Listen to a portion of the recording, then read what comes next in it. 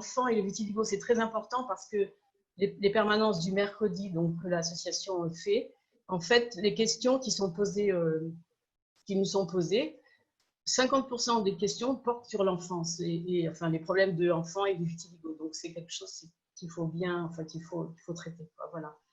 Donc je vais passer la parole à Monsieur Ezzedine et je vais lui poser la première question. Ben, la question tout simplement de savoir quand on a un enfant qui a un vitiligo, enfin où on pense qu'il a un vitiligo, à partir de quel âge on peut consulter le médecin, quels sont les traitements. Voilà, je crois que c'est la première question qu'on va vous poser. Merci. Bonjour à tous. Merci Nicole pour cette présentation. Je crois qu'il n'y a pas d'âge pour consulter pour un vitiligo. Il y a un âge pour le vitiligo parce que je sache, il n'existe pas de vitiligo congénital, c'est-à-dire on ne peut pas naître a priori avec un vitiligo. Donc une tache qui est présente à la naissance ou qui se révèle très très vite à la naissance, a priori ça n'est pas du vitiligo. Maintenant, on peut traiter un enfant dès qu'il est tout petit.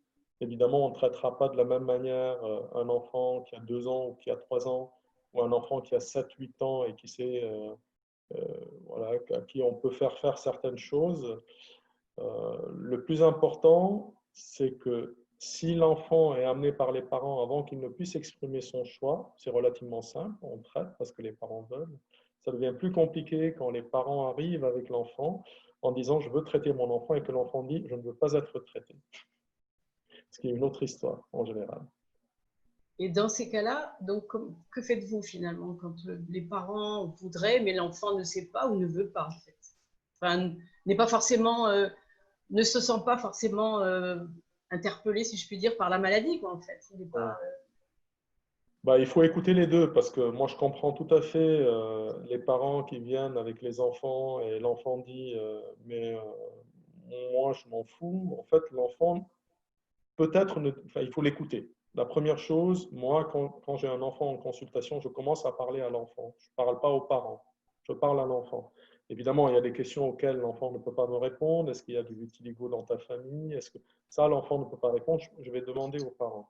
Mais j'écoute l'enfant parce que c'est un être à part entière. À partir du moment où il peut parler, je l'écoute, je discute avec lui.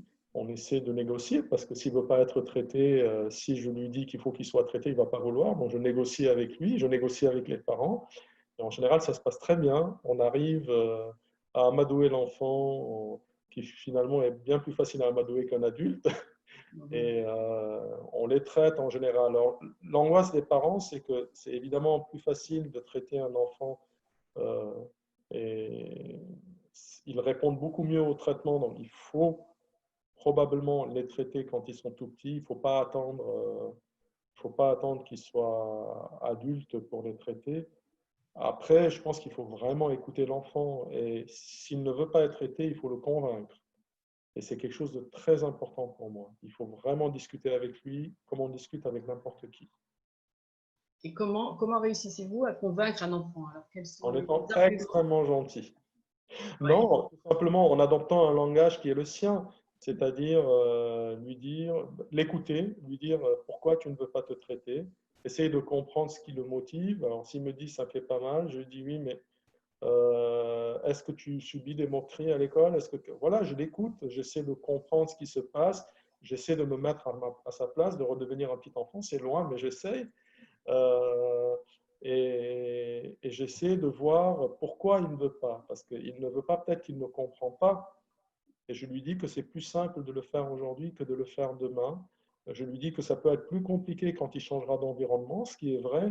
En général, tant qu'ils sont tout petits, avant qu'ils arrivent au collège, c'est relativement simple. Après, ils veulent être traités. Une fois qu'ils sont au collège, quand ils débarquent en sixième, le milieu est bien plus violent.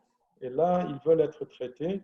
J'essaie de comprendre s'ils se cachent, parce que certains enfants disent, oui, mais c'est dans une zone où je peux le cacher, on ne le voit pas. Ben, voilà, il y a plein de choses. Il n'y a pas une méthode pour un enfant. Il y a des méthodes avec des enfants. C'est de la négociation, comme avec les adultes. On discute, puis on voit. Mais on écoute surtout. On écoute, oui. Et Martine, donc, en tant que psychologue, de quelle façon, à votre avis, on doit parler à son enfant quand il a le vitiligo? Je pense que, alors je suis complètement d'accord avec le professeur Ezzeddine, c'est-à-dire qu'il n'y a pas de règle générale et c'est bien en fonction de l'enfant qu'on va trouver en face de nous et du parent qu'on va adapter aussi notre discours. Je pense que c'est plus facile, peut-être plus facile quand déjà on en a parlé à la maison, quand déjà peut-être on a expliqué pourquoi on allait consulter, qu'est-ce qui allait se passer. Je veux dire, ce qu'il faut savoir, c'est que les parents vont quelquefois consulter plusieurs médecins. Donc l'enfant peut déjà lasser d'une consultation, on va lui proposer quelque chose qu'il n'a pas forcément envie de faire parce que ça ne le dérange pas.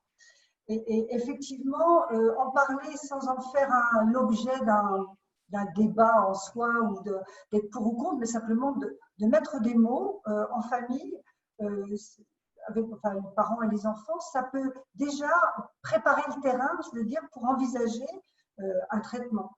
Mais bien sûr, on peut le faire si l'enfant est assez grand pour rentrer dans un dialogue.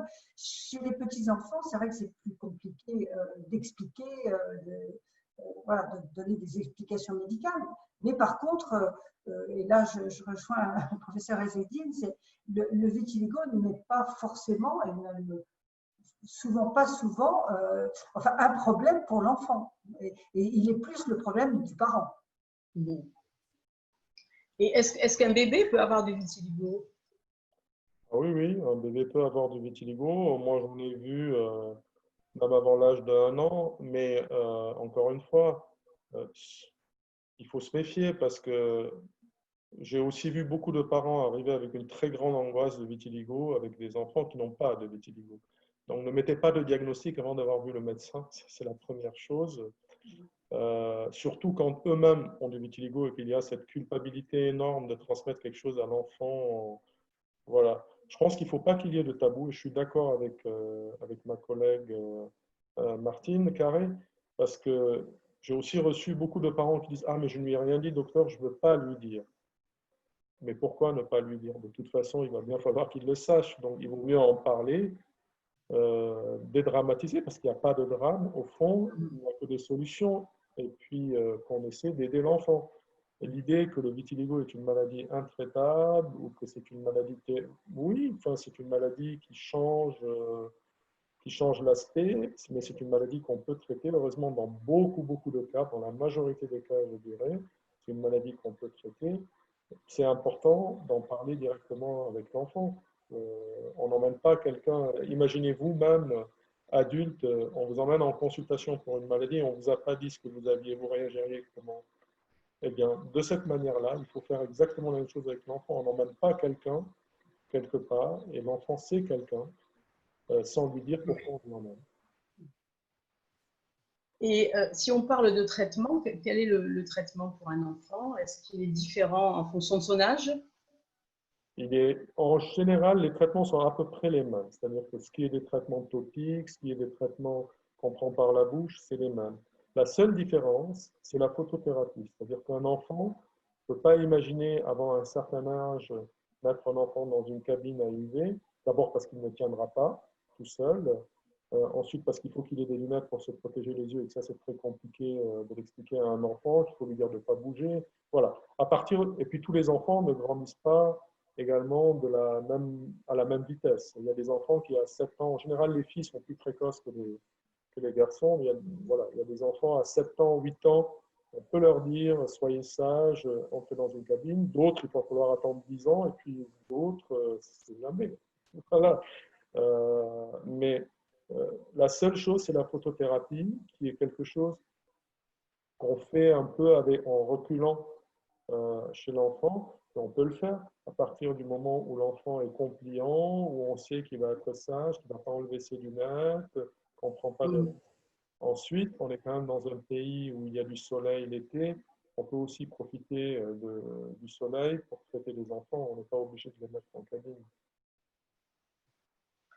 Pour revenir donc aux parents et aux enfants, les parents souvent sont très angoissés finalement. Et comment éviter de reporter cette angoisse sur l'enfant qui ne l'est pas forcément, quoi?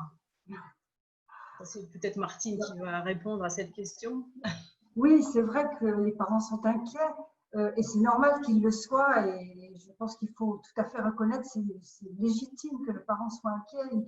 Il a peur de l'avenir de son enfant, il a peur que le préjudice dû au vitiligo soit un obstacle dans sa vie, soit que l'enfant soit l'objet de critiques, de moqueries, de rejet. Donc, cette inquiétude des parents, elle est tout à fait légitime. J'allais dire, le premier conseil que je donnerais, moi, par rapport à ça, c'est que dire aux parents qu'ils se renseignent, qu'ils s'informent à de bonnes sources. C'est-à-dire qu'on connaît tout le bénéfice d'Internet et aussi tous les terribles inconvénients quand on cherche autour d'une maladie. Donc, je crois que la première chose à faire, c'est de bien se renseigner, d'aller chercher des bonnes informations et de pouvoir comme ça comprendre ce qui se passe. Parce que ça reste quelque part une maladie mystérieuse qui apparaît comme ça et qui quelquefois est totalement inconnue dans le milieu familial et tombe dessus comme ça sur une famille. Donc, se renseigner, se rendre compte que ce n'est pas du tout une maladie rare.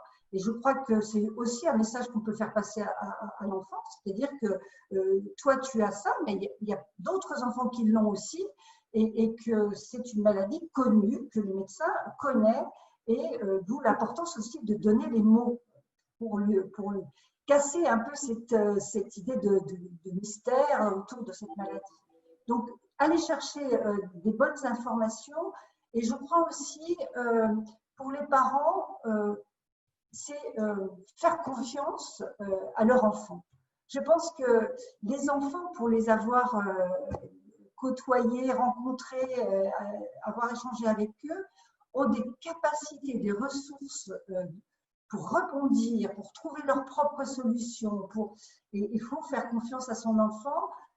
Alors bien sûr, c'est l'épreuve de la vie, j'allais dire, qui va montrer qu'ils vont déployer ces ressources-là, mais elles sont là, et si l'enfant est dans un milieu harmonieux, sécurisant, où la parole autour du vitiligo n'est pas une parole taboue, mais quelque part un peu banalisée, c'est-à-dire on peut en parler, mais on peut se taire, il n'y a pas de parole forcée, bien entendu. À ce moment-là, cette inquiétude des parents va s'alléger. Et alors là, c'est une expérience propre à l'association, mais qui est, à mon avis, quelque chose à encore développer. C'est que les parents puissent eux-mêmes se rencontrer entre eux, échanger entre eux.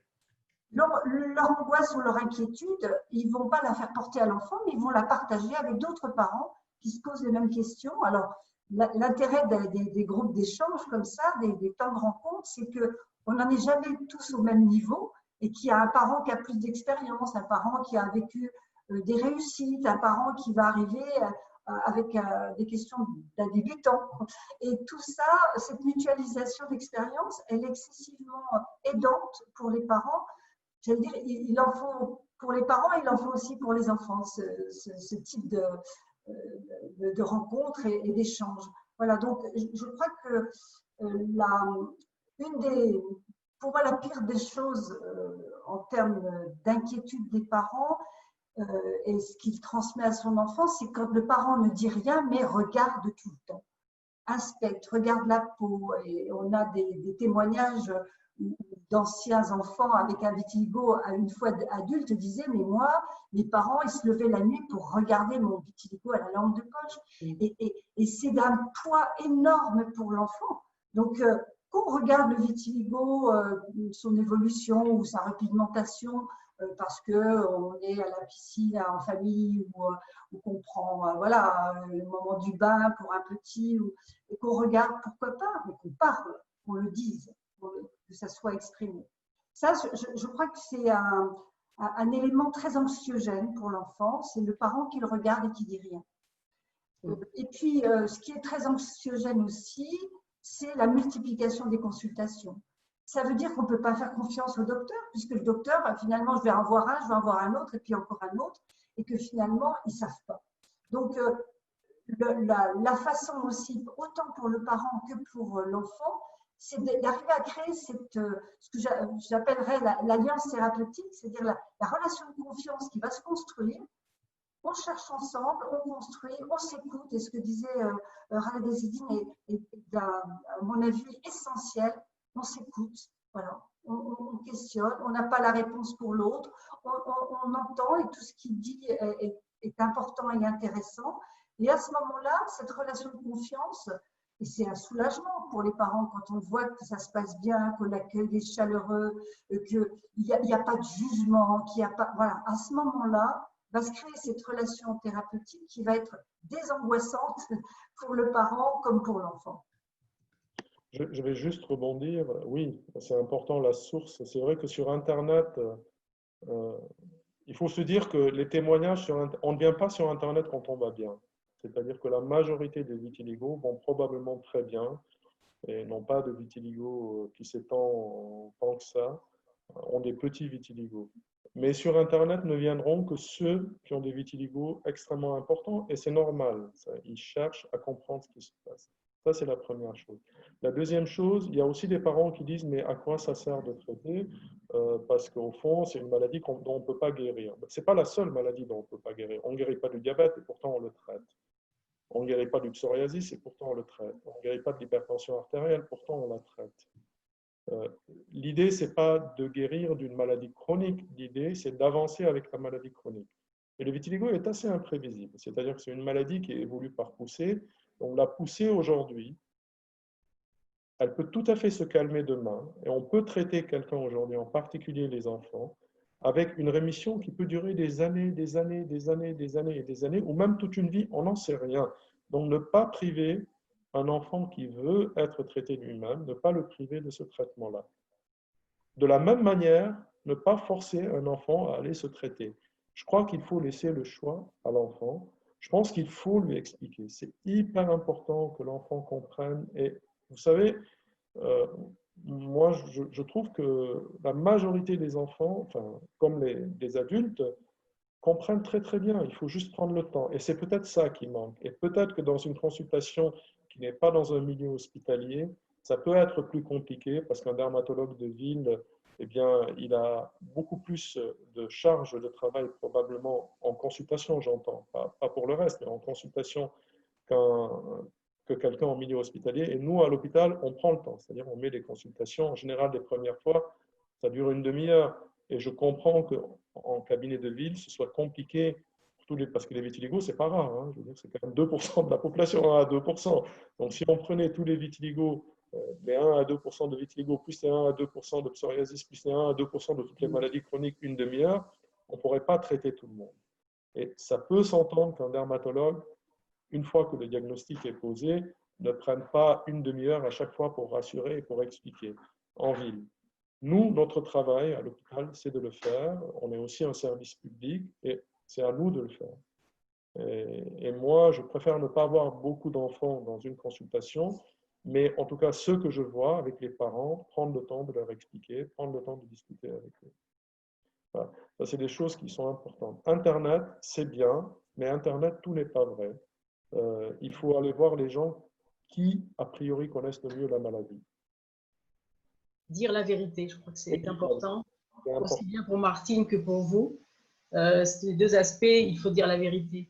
En ce qui concerne le vitiligo, on dit souvent que c'est une maladie esthétique, on dit aussi que c'est une maladie psychosomatique, que le stress est l'un des facteurs les plus déclenchants. Est-ce que vous pouvez nous apporter quelques précisions là-dessus? Parce que je crois qu'il y a beaucoup de choses à dire.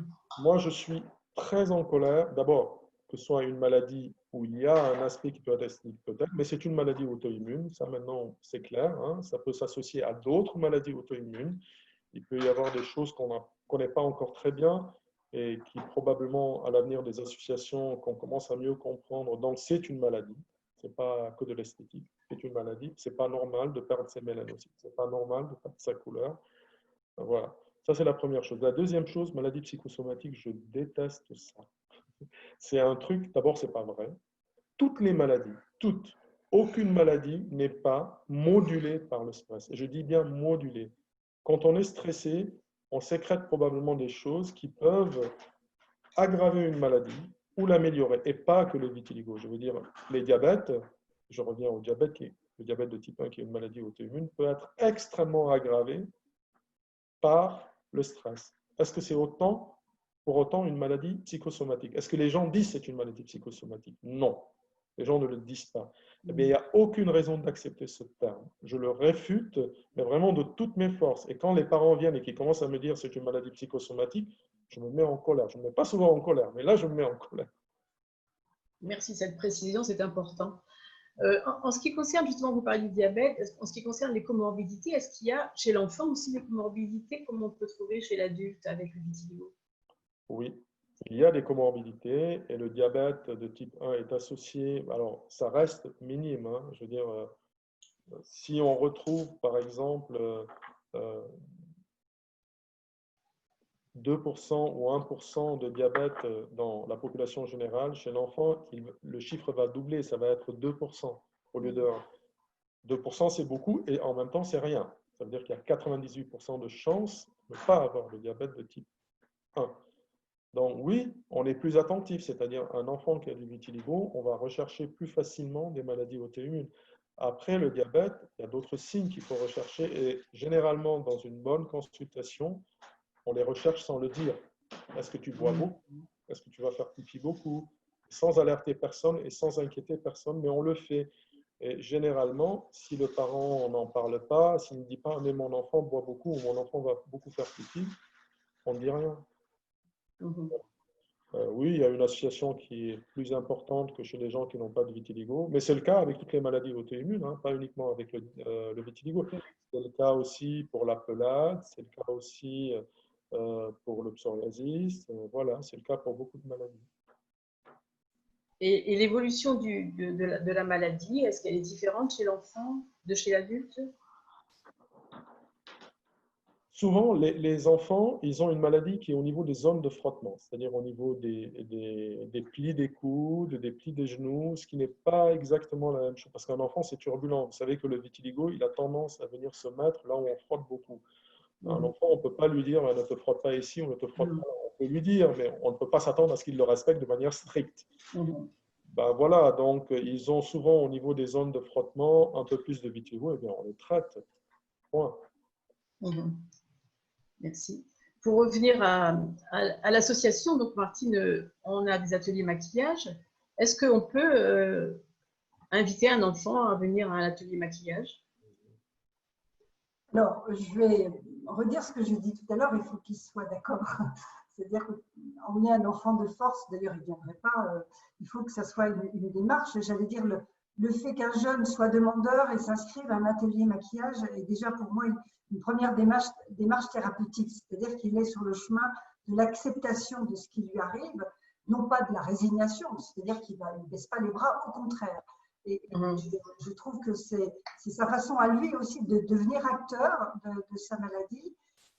C'est en devenant acteur qu'il va pouvoir effectivement s'inscrire au long cours dans des traitements, dans une démarche plus personnelle, voilà, de vivre avec et de vivre au mieux avec. Donc, ces ateliers maquillage correcteur avec les jeunes, je veux dire, sont des moments assez fabuleux, assez uniques, où on va donc trouver des jeunes qui se réunissent, qui viennent avec un point commun qui est le vitiligo, mais chacun avec son histoire de jeune. Et on fait attention à ce que les enfants ne soient pas forcément avec les adolescents pour que chacun puisse encore mieux partager. Et là, c'est, j'allais dire, le meilleur lieu oui, thérapeutique encore. C'est là où les choses vont s'échanger dans l'entre-soi, où les questions des uns vont renvoyer à l'histoire de l'autre. Et c'est assez extraordinaire. Nous, adultes qui encadrons, nous n'intervenons pas, mais nous permettons, voilà, nous créons l'occasion, les circonstances pour que ça soit possible. Et c'est assez extraordinaire de voir un plus jeune poser la question à un lycéen, disons, et toi, quand tu es rentré en 6e, ça t'a fait quoi? Et ta première fois à la piscine, t'as dit quoi aux autres quand tu t'es mis en maillot de bain? Et là, ce n'est pas des réponses élaborées par un psychologue qui aurait là. Non, c'est eux qui donnent leurs mots, qui donnent leur expérience. Et c'est excessivement rassurant pour le jeune qui va poser sa question. Ça ne résout pas, il aura à vivre ce moment-là, mais on ne va pas le vivre pour lui. Mais par contre, on va lui donner des forces, j'allais dire, on va lui donner l'énergie de le faire.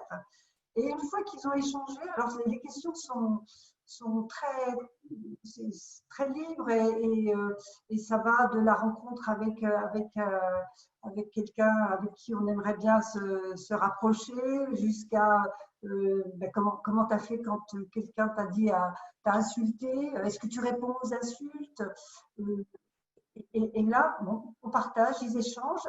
Et puis, au bout d'un moment, on s'aperçoit que le sujet est épuisé parce qu'ils ont posé leurs questions en toute liberté dans leurs mots à eux. Et ils parlent de toute autre chose. Et ils parlent de leur vie, de leur passion, de la musique. Et à ce moment-là, on se dit que ça a permis à la fois de poser un peu le fardeau et puis de redevenir des jeunes comme tous les autres jeunes. Simplement, cet espace qui est possible là, ils ne l'ont pas dans la vraie vie. Très, très souvent, quand ils arrivent à l'atelier maquillage correcteur, ils disent « mais c'est la première fois que je vais en voir d'autres comme moi ». Donc, je ne suis pas seule, quoi.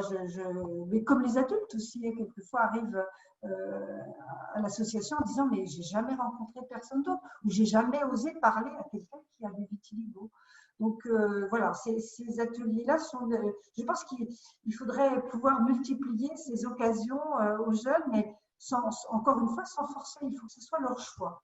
Et quand c'est leur choix, alors c'est forcément une réussite pour eux et puis peut-être leur permettre un nouveau départ quand ils sont en situation un peu plus fragile.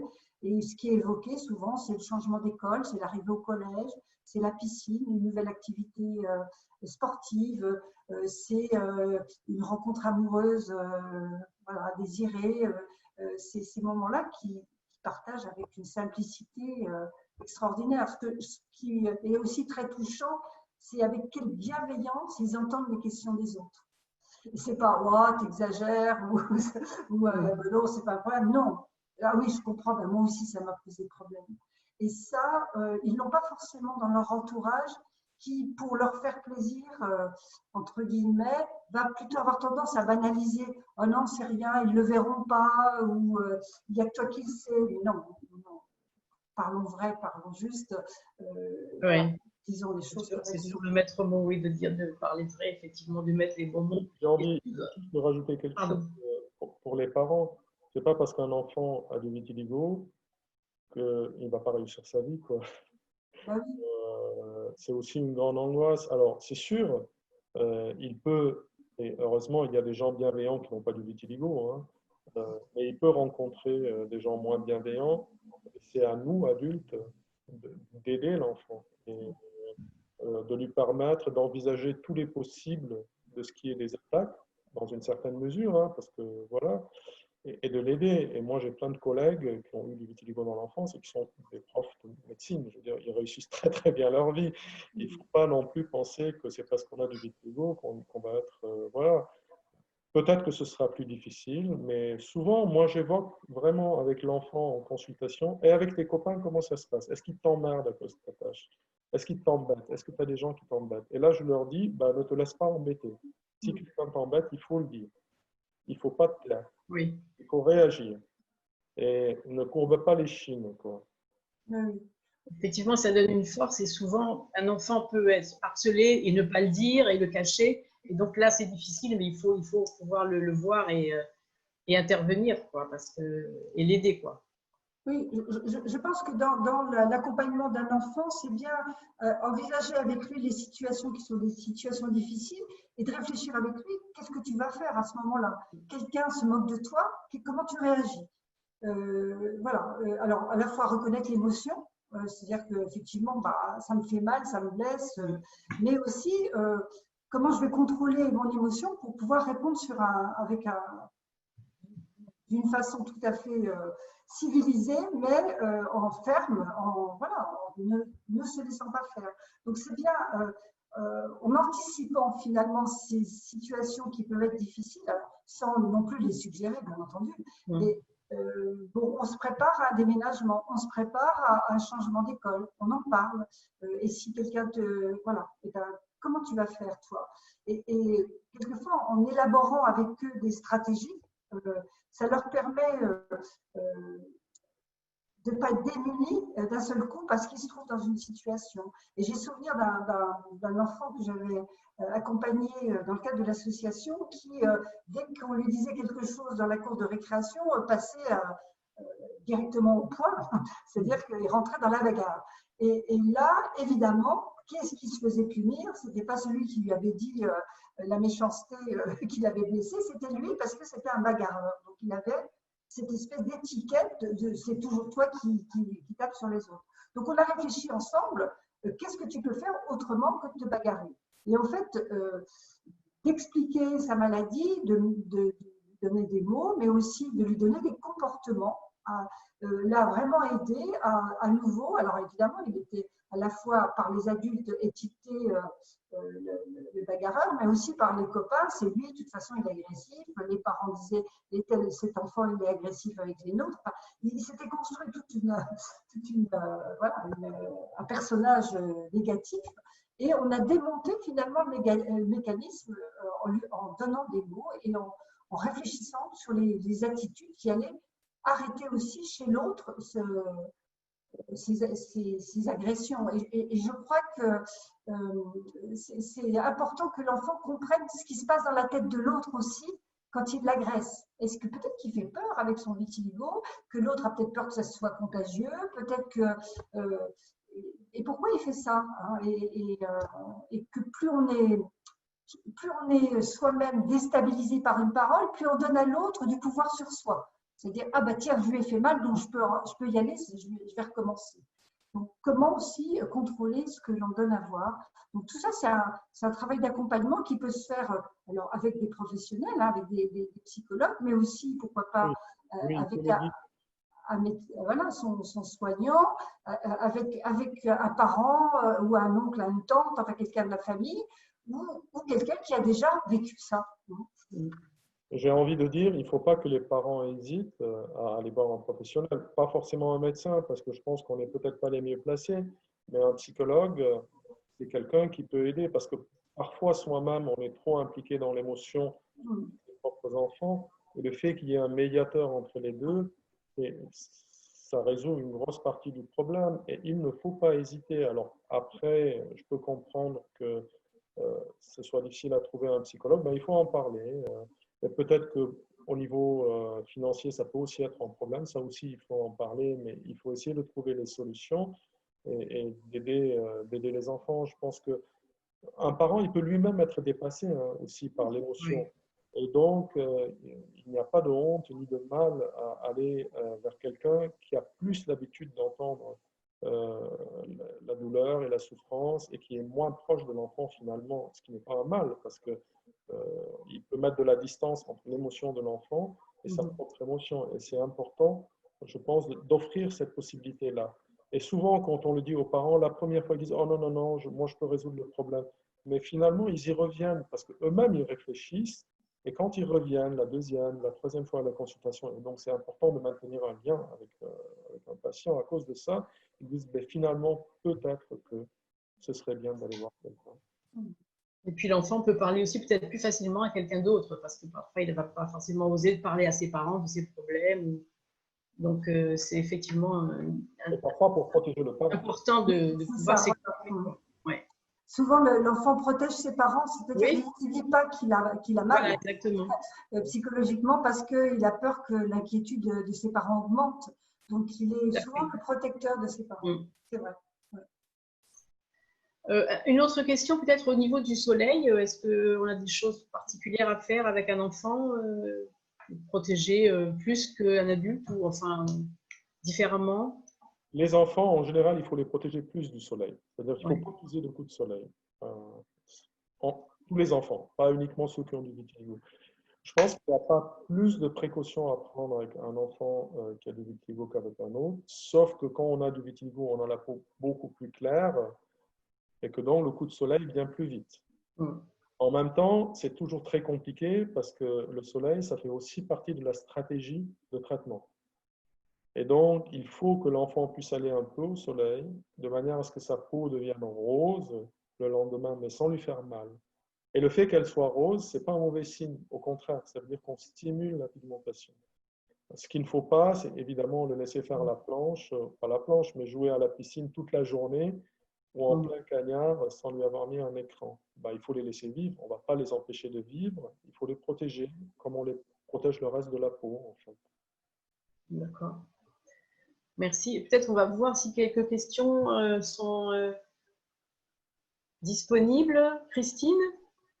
Sylvie? Oui, bonjour Martine, bonjour Khaled. Il semble que vous ayez répondu déjà à de nombreuses questions. Il faut jeter mon téléphone.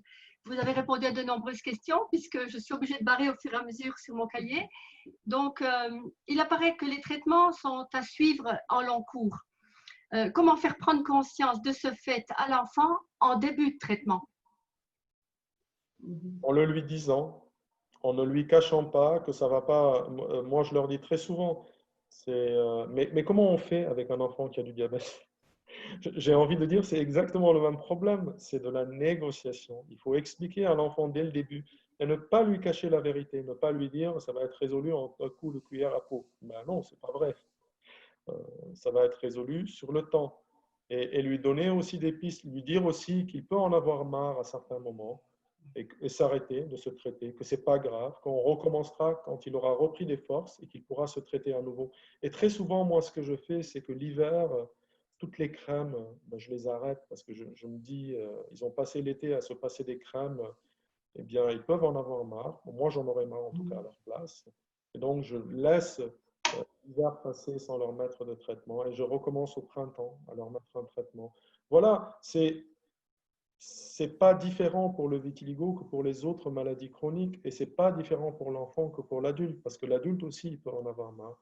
Il faut dès le départ dire qu'un traitement c'est long, que ça demande à ce qu'on y adhère, demander à l'enfant. On a fait toute une étude là, à laquelle a participé l'association où il y a un concept en médecine qui s'appelle la décision médicale partagée. Alors, ça ne veut pas dire laisser toute la décision reposer sur le dos du patient, parce que ce n'est pas ça que le patient demande. C'est juste présenter les avantages et les inconvénients de chaque traitement et demander au patient quels sont ses objectifs. Il y a des patients qui viennent et qui disent, un enfant peut dire, ben, moi, ce qui m'intéresse, c'est de repigmenter mon visage. Le reste ne m'intéresse pas, je m'en fous. Eh bien, j'écoute. Je dis à l'enfant, ben, si tu veux repigmenter ton visage, voilà ce que je peux te proposer. Voilà ce que ça va te demander. La crème, elle peut être grasse, mais il faut la mettre. Voilà. Et on parle, on a un franc-parler, exactement qu'avec les adultes. Et la décision médicale se partage. Nous, on est là, le soignant, il est là pour aider l'enfant à comprendre quels sont les avantages, quels sont les inconvénients. Et parmi les inconvénients, il y a le long cours, qui est un inconvénient, mais qui n'est pas insurmontable. Et ensuite, toujours donner à un patient, qu'il soit enfant ou adulte, à mon avis, la possibilité de se dire, eh bien, si je ne le fais pas, ce n'est pas grave. Si vraiment ça m'embête, je vais le faire. Voilà. Oui, merci. Je tiens quand même à vous signaler que nous avons beaucoup de remerciements pour vos interventions, Martine et Khaled, qui intéressent fortement les participants. Voilà. Pas d'autres questions, Christine? Pas d'autres questions pour le moment. Ok. Donc, je crois que les choses à retenir en fait de cette session, si je peux, c'est la confiance, dire la vérité, anticiper les passages difficiles dans la vie d'un enfant, d'un adolescent, faire confiance aux médecins, je crois que c'est très important, ne pas trop écouter Internet, la maladie n'est pas psychosomatique, mettre des mots sur les explications, écouter l'enfant pour son traitement également, je crois que c'est important. Ne pas se sentir responsable de la maladie de ses enfants. On n'est pas... Voilà, ne pas faire peser le poids de l'angoisse sur l'enfant, oui.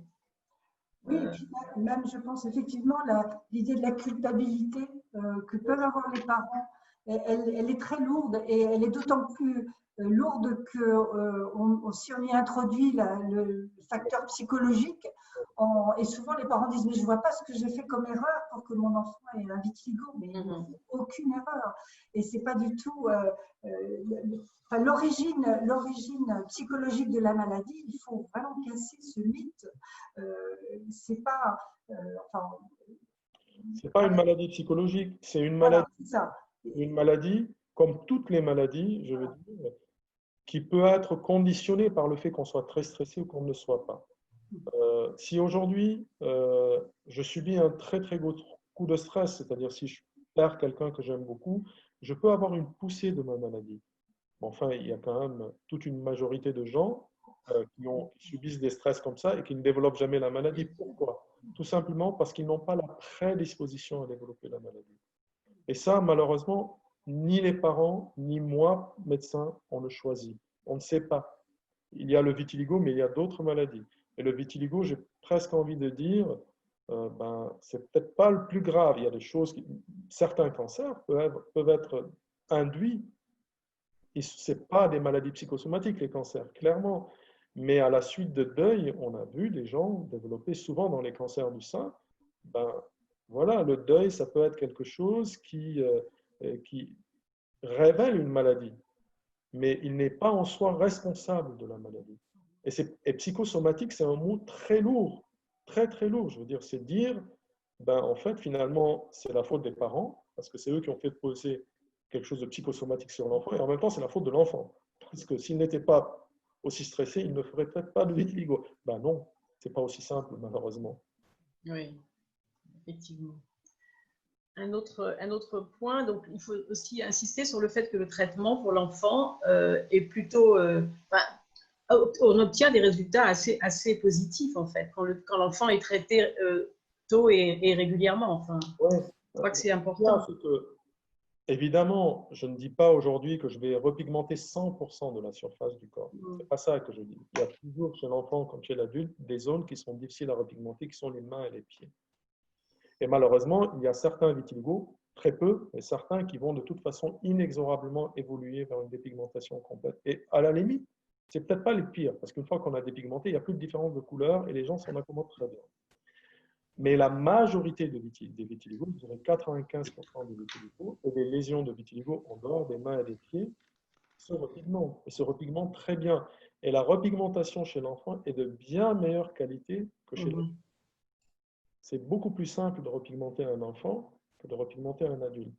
Et c'est vrai qu'une lésion qui a moins de 2 ans, elle est plus facile à repigmenter qu'une lésion qui a 15 ans ou 20 ans. Ça aussi, il faut le dire.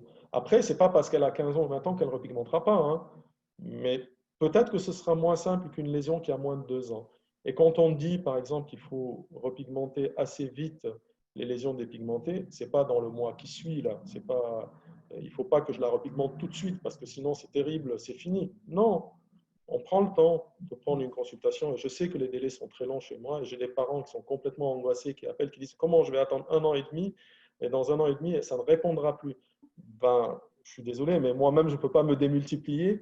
Et en même temps, parfois, chez certains enfants, quand ils nous envoient des photos que la maladie est en train de progresser très rapidement, on les voit plus tôt. Ça, c'est clair. Mais chez la majorité, non. Au moment où on va les recevoir, on va les traiter. Tout va très bien se passer. Il ne faut pas s'inquiéter. Pas d'inquiétude. Martine, est-ce que tu veux rajouter quelque chose sur l'aide qu'on peut apporter à un enfant, par exemple quand il va aller à la piscine, ou quand il va démarrer une nouvelle étape dans son collège? Non, je crois qu'on a déjà tout dit. Oui, on a bien évoqué. Moi, je crois beaucoup au fait qu'il faut vraiment faire confiance aux ressources de l'enfant. Vraiment. Et ils sont d'une inventivité pour trouver ce qui leur évite d'avoir mal, enfin d'avoir mal, j'entends évidemment psychologiquement. Ils sont ils sont très créatifs au niveau de l'humour, au niveau des scénarios. J'ai toujours le souvenir de cet enfant qui disait « Oh, c'est pas grave, c'est ma mère qui m'a brûlé, donc il faut mieux pas que tu m'en parles, ça me fait trop de peine. » Et il avait trouvé le moyen le plus tranquille. Alors, évidemment, la mère était moins contente d'entendre ça, mais pour que plus jamais on lui pose de questions qui le dérangent. Donc, je trouve qu'ils ont cette capacité aussi à bien trouver les stratégies qu'il faut. Donc, il faut il existe des livres pour enfants qui parlent de la maladie. Oui, effectivement, merci de me rappeler. Je l'ai avec moi. Ah, Là, bah oui. voilà, ce petit Parce que ça aussi, c'est une histoire en fait. Absolument, c'est une histoire et avec finalement un scénario tout à fait ordinaire d'un enfant qui arrive dans une nouvelle école, mais avec les mots, avec la situation, un bon support de parole pour discuter avec l'enfant et le mettre entre les mains même d'autres enfants qui n'ont pas forcément de vitiligo, mais d'autres problèmes de peau, pourquoi pas. Et puis, savoir aussi qu'on réfléchit, on avance sur l'idée d'une bande dessinée pour les adolescents, là aussi, pour être un bon support à la fois de paroles, de discussions entre eux, et puis pour qu'ils s'identifient au personnage. Et cette idée, on la travaille avec des jeunes dans un lycée. On est vraiment avec leurs mots, avec leur situation de vie. J'espère que voilà, on aura bientôt l'occasion de la présenter dans le cadre de l'association. Super, merci. La petite usine aussi, c'est une bonne idée quand vous expliquez aux enfants, Monsieur Ezzedine, la petite usine qui fabrique des mélanocystes. Ouais. C'est intéressant. Oui, ouais. Bah, il faut trouver des mots qui sont à eux, et c'est vrai. Ouais. C'est ça, c'est exactement ça. De toute façon, un mélanocyte, c'est une petite usine fabriquée de la couleur. Hein. Exactement. Et il faut expliquer avec des mots qui sont simples. Et je crois que même pour les adultes, hein, moi, il y a des choses auxquelles je ne comprends rien. Je veux dire, en informatique. Oui, ça parle aussi la petite usine. Si on me parlait comme ça et qu'on m'expliquait, je comprendrais très bien. Donc, j'essaie juste de me mettre d'égal à égal avec eux. Ouais. Il y a des choses qu'ils comprennent beaucoup mieux que moi, parce que eux, s'ils prennent mon téléphone, ils vont pouvoir le retourner dans tous les sens et faire plein de choses que moi, je ne sais pas faire. Donc, oui, ça certainement. Bon, je vous remercie. Je crois que on a fini. Oui, c'est bon. Je pense que vous avez d'autres choses à rajouter. D'autres questions, Christine? Oui, j'ai une question là qui me semble importante par rapport au traitement pour les enfants. Une personne se demande s'il faut appliquer le tacrosème ou le protopique en fait quand l'enfant va au soleil et la maman pose la question, est-ce que je mets la crème solaire avant, après, comment dois-je faire? Voilà, on peut avoir cette réponse. Je n'aime pas trop l'idée de répondre à une question comme ça ici. Et je n'y répondrai pas. Honnêtement, je pense que ce n'est pas le lieu, ce n'est pas un endroit pour faire une consultation. Je pense qu'il faut venir en consultation. De toute façon, ce qu'il faut savoir, qui est important, c'est qu'il ne faut pas interdire complètement le soleil, parce qu'on a besoin du soleil comme allié pour traiter. L'idée, c'est que le soleil soit un allié et pas un ennemi, c'est-à-dire on prend un peu et pas beaucoup. Tu peux aller au soleil, on explique à l'enfant, hein, je parle à l'enfant, tu peux aller au soleil un peu de manière à te donner des couleurs, mais pas à brûler. Voilà. Et le tacrosème, il y a toute une éducation à faire. Je ne peux pas en parler là parce qu'il y a des manières de faire. On ne met pas le tacrosème et on va au soleil immédiatement. Je veux dire ça, on ne le fait jamais. On ne met pas le tacrosème pour mettre dessus de la crème solaire non plus parce que ça va se mélanger. Voilà, c'est des choses qu'il faut venir demander en consultation. Et n'hésitez pas à demander à votre... On n'est pas trop bête, je veux dire. Les gens qui ne sont pas médecins, ils ne savent pas comment faire. Il n'y a pas de question bête. Il ne faut pas hésiter à demander. C'est le rôle du médecin de répondre à ce genre de questions-là. Et moi, évidemment, tant qu'on est dans la... Il faut y penser avant à ces questions-là et venir avec une liste de questions. C'est plus simple. C'est beaucoup plus compliqué quand on est venu et qu'après on se rend compte et qu'on veut revoir le médecin. C'est vrai que des fois, on reçoit des messages, mais on est tellement noyé de messages que c'est compliqué de revenir à nouveau et de réexpliquer. Il vaut mieux anticiper les questions avant d'arriver. Et bien, si on ne les anticipe pas et qu'on se rend compte à l'usage, qu'on ne s'est pas posé la question et qu'on commence à mettre la crème et qu'on est perdu, ben, il faut poser la question sur Internet. Et si le médecin ne répond pas tout de suite, Ne lui en voulez pas, dites-vous qu'il a beaucoup de travail et reposez-lui la question jusqu'à ce qu'il vous réponde. Il finit toujours par répondre. Merci. Christine? Non, c'est fini. Pas d'autres questions? Non, non, c'est bon. Merci. Bon, je pense qu'on va clore la session, non? Oui. Je vous remercie beaucoup, Martine et Khaled. Merci à tous et peut-être à tout à l'heure. Merci à tous ceux qui nous ont suivis et n'oubliez pas que tous vous retrouverez cette session sur la chaîne YouTube de l'association très rapidement. Et à bientôt parmi nos adhérents. Merci, au revoir. Au revoir. Au revoir.